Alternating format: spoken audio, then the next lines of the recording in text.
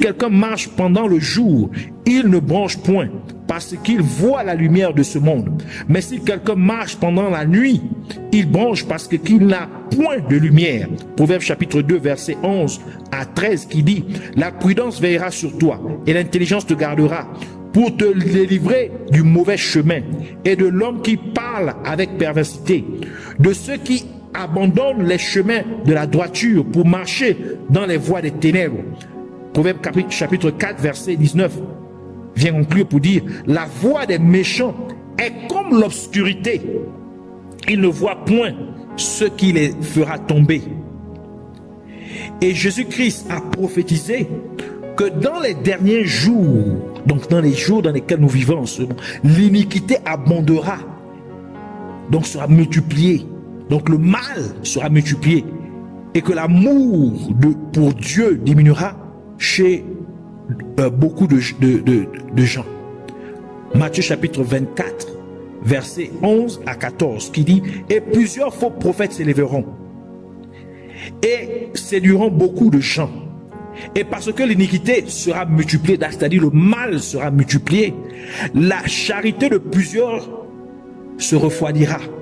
Mais celui qui aura persévéré jusqu'à la fin sera sauvé.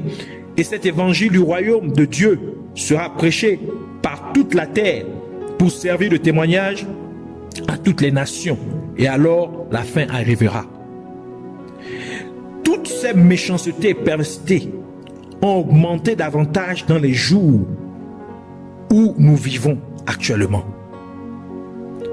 Nous pouvons remarquer cela tout autour de nous. Et lorsque nous regardons ou nous écoutons les informations, rien que des mauvaises nouvelles, la majeure partie des mauvaises nouvelles, nous lisons les journaux, rien que les magazines, que des choses terribles qui se passent.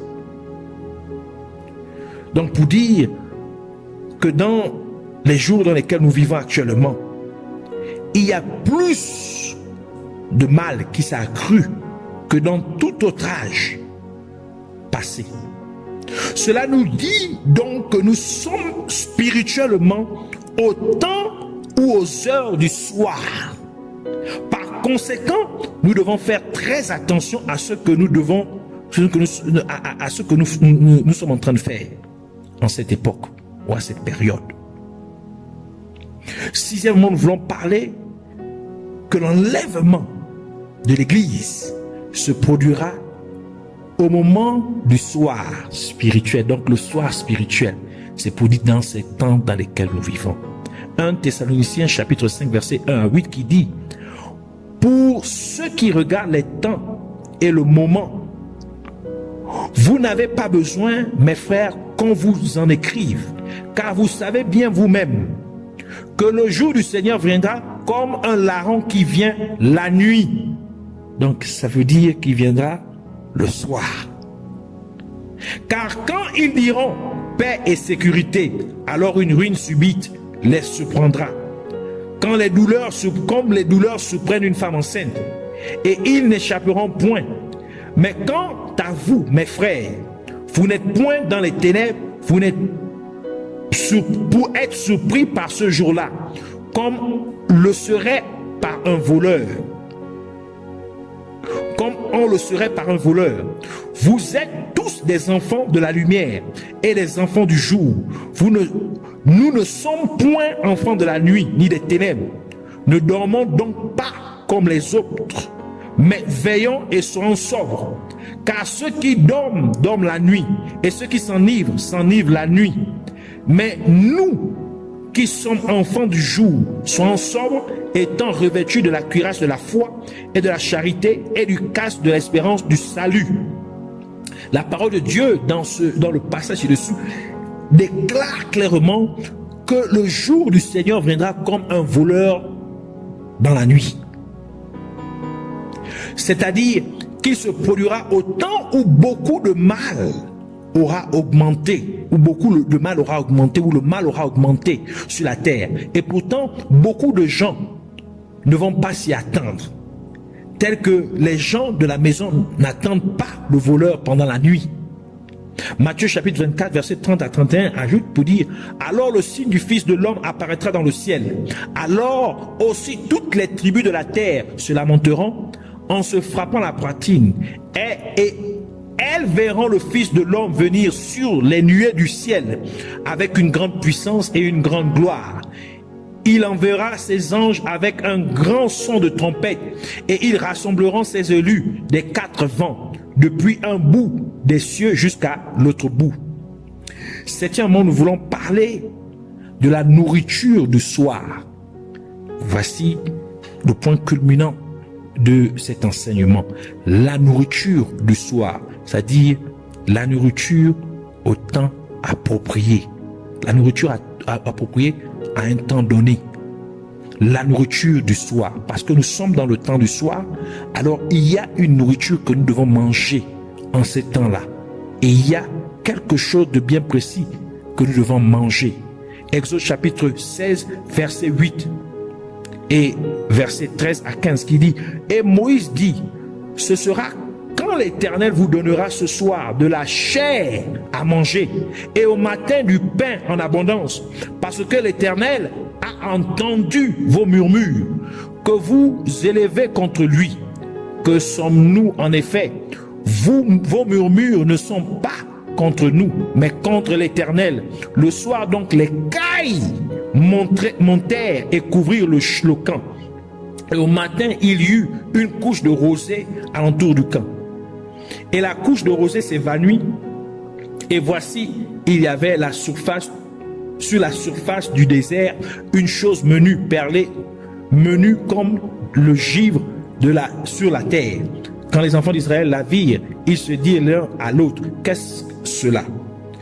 Car ils ne savaient pas ce que c'était. Et Moïse leur dit, c'est le pain que l'Éternel vous a donné à manger. Dieu nourrissait le peuple d'Israël avec un certain type de nourriture le matin, et pourtant le soir Dieu les nourrissait avec avec une nourriture différente de celle du matin. Cela nous dit qu'il y a une nourriture spirituelle spécifique pour un temps donné, c'est-à-dire il y a un enseignement, il y a une parole de Dieu qui doit être donnée à un temps approprié.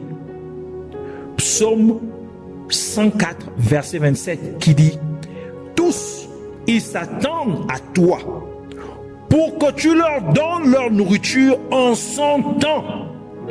Psaume 145, verset 15 vient confirmer cela pour dire, les yeux de tous s'attendent à toi et tu leur donnes leur nourriture en son temps. Il est donc important pour ceux à qui Jésus-Christ a confié ses brebis de les nourrir avec la nourriture spirituelle appropriée, c'est-à-dire la parole de Dieu appropriée pour le temps donné, car cela désigne le serviteur fidèle aux yeux de Dieu. Donc, qui est fidèle aux yeux de Dieu? C'est celui qui donne la nourriture au peuple de Dieu, à la nourriture appropriée pour le temps donné.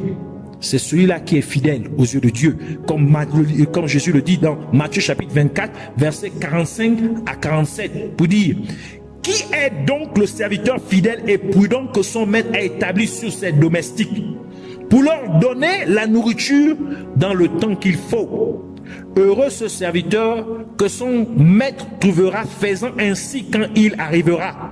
Je vous dis en vérité qu'il l'établira sur tous ses biens. Spirituellement, nous sommes au temps du soir. Donc les gens ont besoin d'être nourris avec la nourriture spirituelle du soir. Et Dieu nourrissait le peuple d'Israël avec des cailles le soir. Pas d'autre type de viande, mais de la caille. C'est-à-dire la viande des oiseaux qu'on appelle les cailles.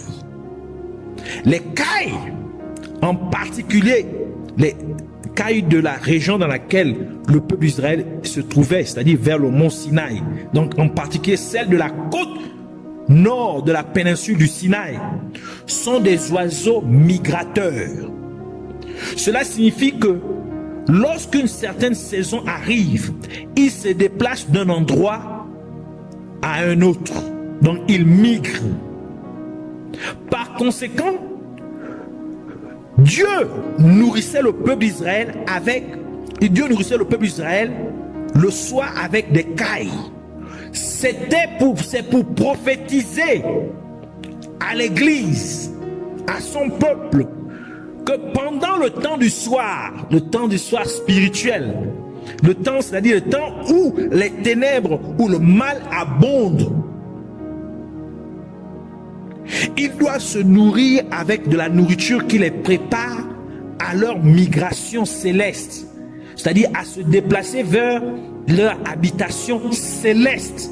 Donc la nourriture qui amène les gens à se préparer, à quitter ce monde, à être enlevés.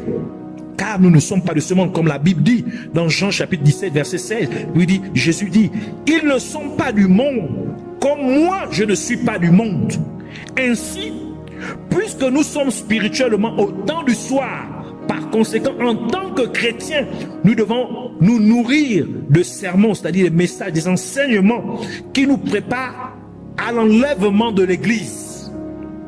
Des sermons, des messages, des enseignements qui nous préparent à la seconde venue de Jésus-Christ, car Jésus revient prendre son Église. Comme le dit Jean chapitre 14, verset 2 à 3, Jésus dit, « Il y a plusieurs demeures dans la maison de mon Père. Si cela n'était pas, je l'aurais dit. Je m'en vais vous préparer un lieu. Et quand je m'en serai allé et que je vous aurai préparé le lieu, je reviendrai et vous prendrez avec moi, afin qu'où je serai, vous y soyez aussi. » Hébreux chapitre 9 verset 28 ajoute, « De même aussi Christ, ayant été offert une fois pour ôter les péchés de plusieurs, paraîtra une seconde fois sans péché à ceux qui l'attendent pour obtenir le salut. » Éphésiens chapitre 5 verset 25 à 27 ajoute, « Vous, maris, aimez vos femmes comme le Christ a aimé l'Église et s'est livré lui-même pour elle, afin qu'il la sanctifiât, après l'avoir nettoyée en la lavant d'eau et par sa parole, pour la faire paraître devant lui une église glorieuse, n'ayant ni tache ni ride, ni rien de semblable, mais étant sainte et irrépréhensible. » Jean chapitre 17, verset 17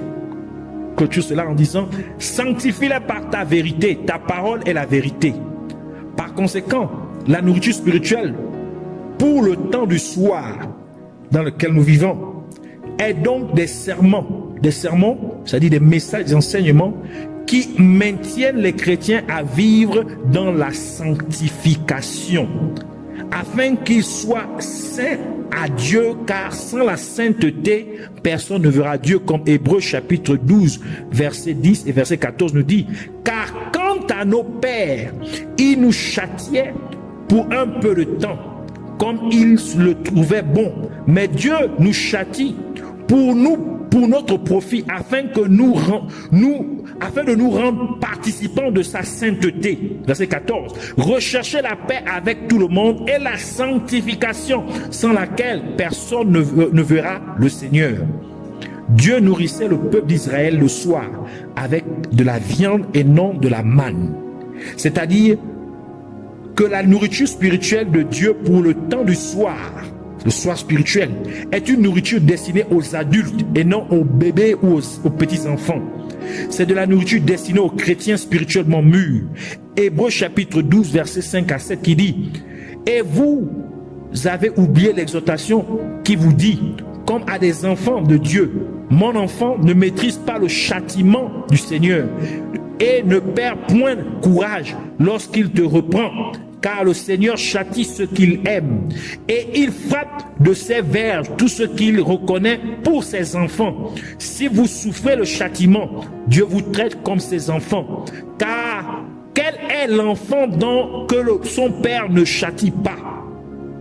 Ce sont les sermons, donc la nourriture du soir que nous devons avoir, les enseignements que nous devons avoir dans ces moments-là, ce sont des sermons qui sont durs pour les chrétiens, pour qu'ils continuent à vivre en accord avec Dieu à tout moment, en les rendant ainsi prêts pour l'enlèvement de l'Église à tout moment. Ce sont des sermons, c'est-à-dire des messages, des enseignements qui parlent simplement, qui ne parlent pas. Ce ne sont pas des sermons qui parlent simplement de la bénédiction matérielle. Ce ne sont pas de ce genre d'enseignement.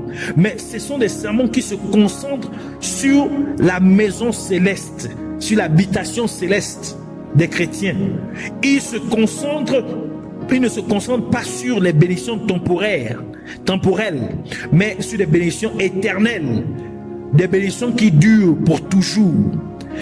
Quand les chrétiens opèrent encore dans la chair, ils montrent qu'ils sont encore des bébés spirituels et non des adultes spirituels. Ils ne sont pas encore mûrs spirituellement, d'où ils manifestent des choses telles que l'envie, les conflits, les divisions, la jalousie, etc.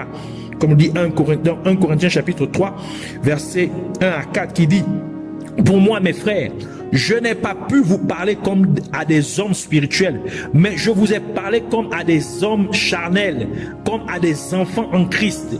Je vous ai donné du lait à boire et je ne vous ai point donné de la viande, car vous n'étiez pas en état de la supporter. Et même présentement, vous ne le pouvez pas encore, parce que vous êtes encore charnel. Car puisqu'il y a parmi vous de l'envie, des dissensions et des partis, n'êtes-vous pas charnel et ne vous conduisez-vous pas à la manière des hommes? Car quand l'un dit: pour moi je suis disciple de Paul, et l'autre: pour moi je le suis d'Apollos, n'êtes-vous pas charnel?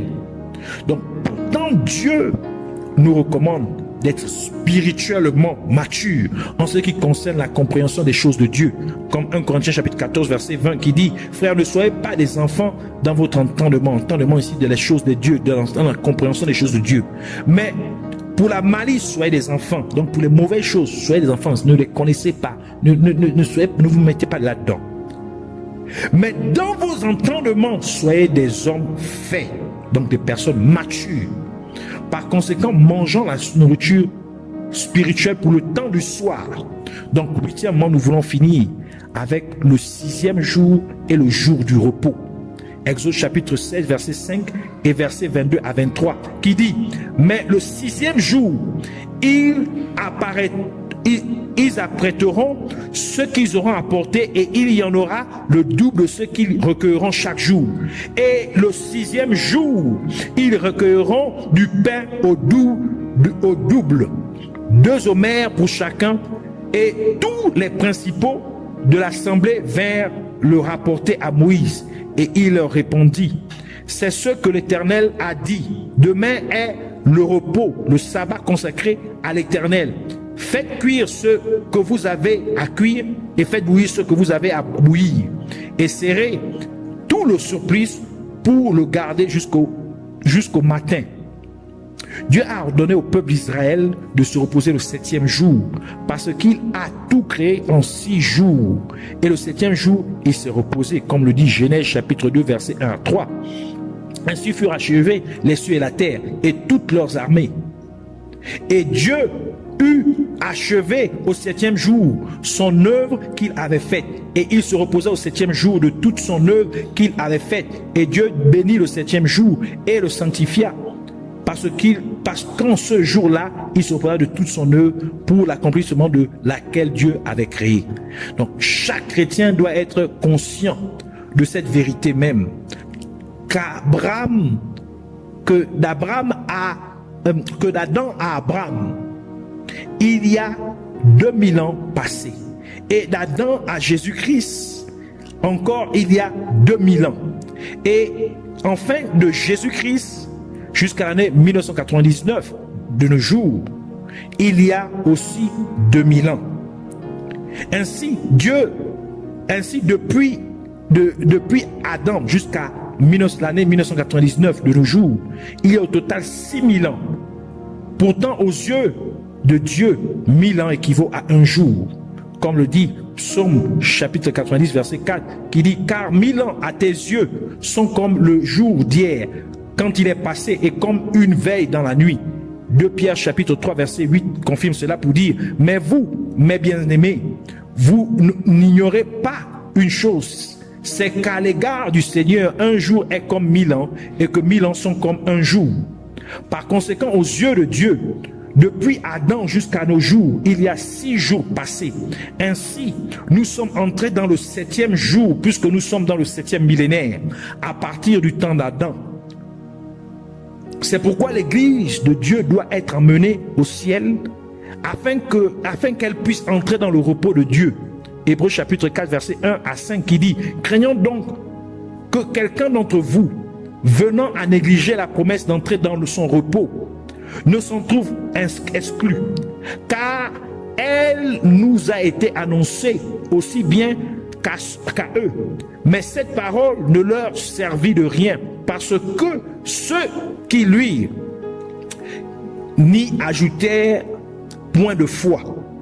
Pour nous qui avons cru, nous entrerons dans le repos, suivant ce qu'il a dit. C'est pourquoi j'ai juré dans ma colère, si jamais ils entrent dans mon repos, et cela après avoir achevé l'ouvrage de la création du monde. Car l'Écriture parle ainsi en quelques endroits touchant le 7e jour. Dieu se reposa le 7e jour après avoir achevé tous ses ouvrages. Et encore dans cet autre endroit, s'ils entrent dans mon repos. Versets 10 à 11 du même chapitre d'Hébreux, du même chapitre du livre d'Hébreux, chapitre 4, qui dit: car celui qui est entré dans son repos se repose après ses œuvres, comme Dieu se reposa après avoir achevé les siennes. Efforçons-nous donc d'entrer dans ce repos, de peur que quelqu'un de nous ne tombe dans une semblable rébellion. Dans le désert, Dieu a donné la même portion quotidienne de nourriture pendant 5 jours au peuple d'Israël. Mais le 6e jour, Dieu a donné une double portion de la ration quotidienne normale. Et cette double portion était pour le 7e jour, mais aussi était pour le 6e jour, mais aussi pour le 7e jour. C'est-à-dire que puisque nous sommes au 7e jour aux yeux de Dieu, donc Dieu a fourni une double portion de sa parole à son Église, afin qu'elle se prépare à entrer dans le repos du Seigneur. Par conséquent, en tant que chrétiens, nous devons absorber la parole de Dieu 2 fois plus que nous le ferions habituellement. C'est pourquoi Dieu nous dit à travers le livre de Josué chapitre 1 verset 8 que nous avons déjà lu, il dit que ce livre de la loi ne s'éloigne point de ta bouche, médite-le jour et nuit. Donc médite-le 2 fois plus que l'habitude. Donc nous voulons ici comprendre que dans ces temps du soir dans lesquels nous vivons, il y a une nourriture appropriée. Et c'est l'enseignement qui nous amène à demeurer dans la sanctification, afin que nous soyons prêts à tout moment pour l'enlèvement de l'Église. Nous serons prêts à tout moment pour le retour de Jésus-Christ. C'est ici la chose que nous devons comprendre, la chose essentielle, impérative, que dans ces moments, c'est le message principal qui doit fluctuer dans les églises, dans les assemblées de Dieu, dans les églises, dans les rassemblements du corps de Christ. C'est un message qui amène le peuple de Dieu, les enfants de Dieu, à demeurer dans la sanctification. Et Dieu dit que celui qui est fidèle, son serviteur fidèle, c'est celui qui donne à son peuple la nourriture à son temps donné. Donc pour la nourriture, pour ce temps du soir, c'est la nourriture de la qui amène le peuple à demeurer dans la sanctification. C'est celui qui fait cela qui est fidèle à ses yeux. Lorsqu'il reviendra, Jésus vient venir, s'il trouve ses serviteurs à donner, ses serviteurs qui sont en train de donner à son peuple cette nourriture pour ce temps donné, ce temps du soir, c'est-à-dire la nourriture de la sanctification qui amène le peuple à demeurer dans la sanctification. Ainsi ceux-là sont fidèles à ses yeux et il leur donnera tout à gérer. Il mettra tous ses biens sous la responsabilité. Alors nous voulons prier ici, vraiment pour remercier Dieu au nom de Jésus-Christ pour sa parole. Nous voulons aussi prier pour que Dieu fasse en sorte que chaque être humain accepte que Dieu les libère de l'état de l'état d'esprit du monde, c'est-à-dire d'être libre de l'état d'esprit de la vie de péché, qui est l'état d'esprit de l'esclavage spirituel. Aussi, nous voulons prier pour demander à Dieu, au nom de Jésus-Christ, d'inciter les personnes responsables de son Église à nourrir les croyants avec la bonne nourriture spirituelle pour le temps du soir. C'est-à-dire, la nourriture nourrit les croyants avec des enseignements qui les amènent à demeurer dans la sanctification afin qu'ils soient prêts pour le retour de Christ, qu'ils soient prêts pour l'enlèvement. Et nous voulons aussi prier pour demander à Dieu, au nom de Jésus-Christ, d'amener les croyants, même chaque être humain, à manger la parole de Dieu jour et nuit, 2 fois plus qu'il ne le ferait habituellement. Et enfin, nous voulons prier pour remercier Dieu pour d'avoir exaucé nos prières. Alors ensemble, joignons-nous, joignons notre foi et prions. Père éternel, nous te bénissons, nous te rendons toute la gloire, l'honneur et la majesté. Nous te disons merci. Merci pour ta parole. Merci de cet enseignement. Merci de nous montrer, Seigneur, ce qui est important, le message qui est important pour ces temps, les derniers, des temps du soir dans lesquels nous vivons. Que ton nom soit élevé et glorifié. Et nous te demandons, Père éternel, t'en supplions, aide-nous, Seigneur, au nom de Jésus-Christ, à être accepté, Seigneur, que de nous faire passer par le désert, Seigneur. Accepter ce passage par le désert, ce passage par les moments difficiles, par lequel, Seigneur, tu nous amènes, tu nous enseignes à te faire confiance, à s'accrocher à toi, à voir que c'est toi notre source de, Seigneur, de provision. Au nom de Jésus, non notre travail ou encore nos connaissances, ou nos acquaintances, mais c'est toi la vraie source de provision. Et que tu nous amènes à être libérés de l'état d'esprit du monde, c'est-à-dire de l'état d'esprit de notre vie pécheresse de temps, au nom de Jésus-Christ, Seigneur. Que tu amènes ton peuple, Seigneur, au nom de Jésus, les responsables de ton peuple, à pouvoir, Seigneur, enseigner, Seigneur, ton troupeau, Seigneur, alors donner la nourriture du soir, la nourriture appropriée pour les temps dans lesquels nous vivons, les temps du soir spirituel, c'est-à-dire la nourriture qui amène le peuple à demeurer dans une vie de sanctification afin qu'il soit prêt à tout moment, Seigneur, à l'enlèvement de Seigneur, mon Dieu, Père, à son enlèvement, au nom de Jésus-Christ, l'enlèvement de ton Église. Nous voulons prier aussi afin que tu amènes, Seigneur, chaque être humain à manger ta parole, Seigneur, plus qu'auparavant, une double portion, Seigneur, au nom de Jésus-Christ, comme tu donnais au 6e jour à ton peuple, Seigneur, une double portion, Seigneur, de nourriture, Seigneur, de manne, au nom de Jésus. Que la gloire, l'honneur, la majesté te soit rendue au nom de Jésus. Tu as dit, tu envoies ta parole, délivrer ta parole guérie. Que cette parole puisse délivrer ton peuple, qu'elle puisse guérir ton peuple, qu'elle puisse libérer ton peuple de l'esclavage, Seigneur, du péché, de l'esclavage, Seigneur, car la maladie vient, Seigneur, à cause de nos péchés, à cause, elle vient principalement, elle donne l'accès à l'ennemi, Seigneur, mon Dieu, elle donne l'accès à l'ennemi, à nos vies, pour nous faire du mal. Mais Seigneur, si ta parole vient traiter le péché, Seigneur, l'ennemi perd son contrôle sur nous. Alors je déclare, Seigneur, que ton peuple est libéré au nom, car tu as dit que nous connaîtrons la vérité nous affranchira. Et tu as dit que si le Fils de l'homme nous a affranchis, c'est que nous sommes réellement libres. Alors Seigneur Jésus, si toi, le Fils de Dieu Tout-Puissant, toi notre libérateur, alors affranchis ton peuple, délivre réellement ton peuple afin qu'il soit réellement libre au nom de Jésus-Christ, quel que soit l'endroit où il se trouve. Que celui qui écoute ce message soit libéré de l'emprise des ténèbres, soit libéré de l'emprise des faux prophètes, des faux messages, des faux enseignements, des fausses doctrines, au nom de Jésus-Christ. Que la gloire, l'honneur te soit rendue à tous, à toi le seul et véritable Dieu. Au nom de Jésus-Christ, nous avons ainsi prié. Soyez bénis. Amen.